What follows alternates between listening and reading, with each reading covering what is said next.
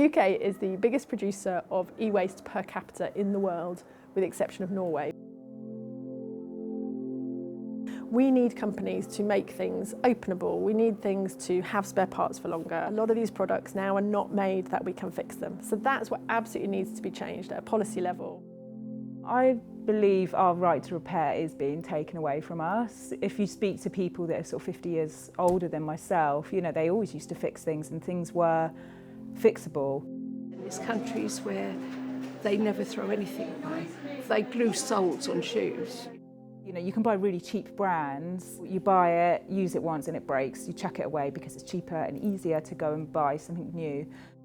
The throwaway society is really bad, you know, so I think we really as a nation really need to do that. I think business gets away with doing very little, and then the responsibility then falls on the ordinary public like us. We need to not have this kind of throwaway society.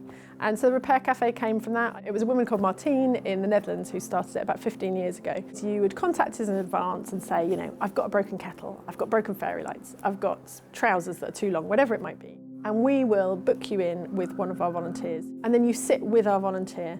And the aim of that is so that people learn skills. We're not doing it for you, you are sitting here and we're showing you how to do it. I have no repairing skills whatsoever, but I have a lot of broken things in my house. So I tend to bring clothes to get fixed, and Chrissy teaches me how to sew.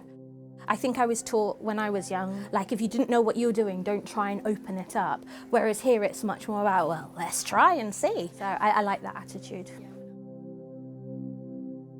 I suffer with fibromyalgia. With COVID, I was working from home. And my condition started to worsen, so I chose to hand my papers in and retire. I'm retired, so I enjoy volunteering.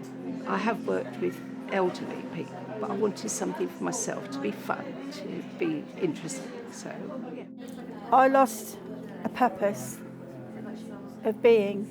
Basically, I hit depression really badly. I just wanted to stay in bed all the time, live in PJs. I wanted a purpose for me, so I had something to do. You get more than you give, to be honest. The guy come back to pick up his jumper and blouse. It was a sentimental jumper, and there was a hole. I went on eBay, and I managed to get some patches. A lot of people used to say to me, you do too much. Maybe I do. But at the end of the day, the satisfaction that I've fixed something for somebody, okay, cost a few pennies, but it was just seeing that man's face when I said, I've got these patches. And that's all I've ever wanted to do. Everything is done on donation. We never want money to be a barrier.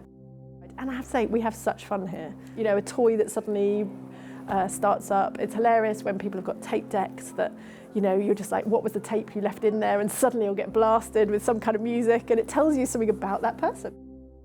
I think the motivation behind this for me personally is I'm massively in love with our planet and people. Love is probably the key to it all.